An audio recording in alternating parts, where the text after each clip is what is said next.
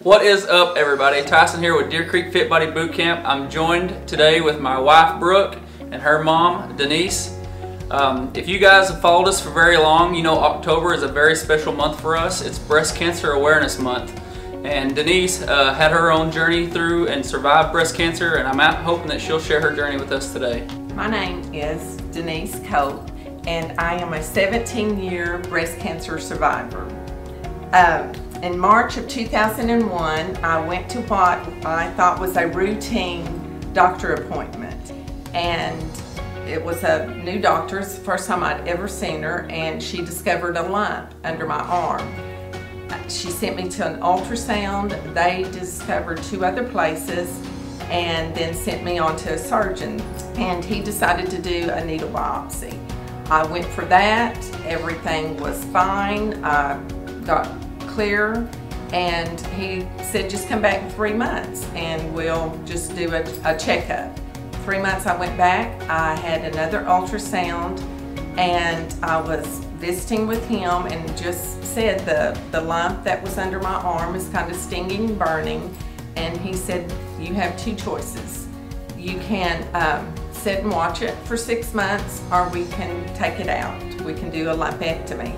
And I thought, heck, why would I want to wait? And I said, well, let's take it out. So when I arrived the day of the surgery, a friend, Melissa, and my husband Chuck were with me. And when we went in, he told us, he said, we will know before she comes out of the operating room, whether it's malignant or not. And I'll have a pathologist in there with me, and we will tell you before you leave today. When I woke up in the recovery room, I knew by the look on their faces what the answer was, that it was malignant. So what was your thoughts when you received the diagnosis? My first thought was that I was going to die.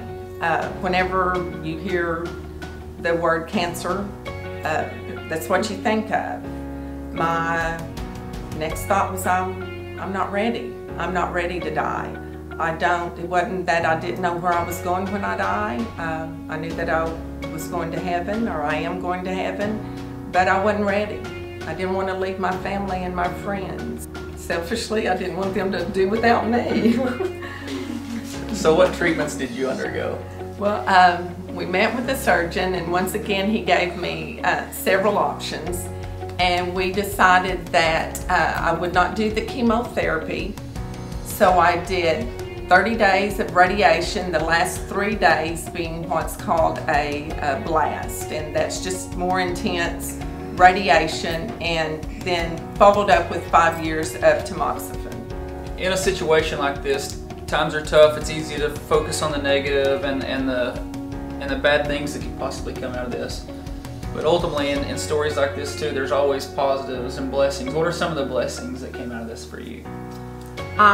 The support that I had, not only from my family, but from friends and from the whole community. People would bring by meals. I got cards in the mail. I got phone calls. It would be from some people that I really didn't even know very well. This was before social media was so popular.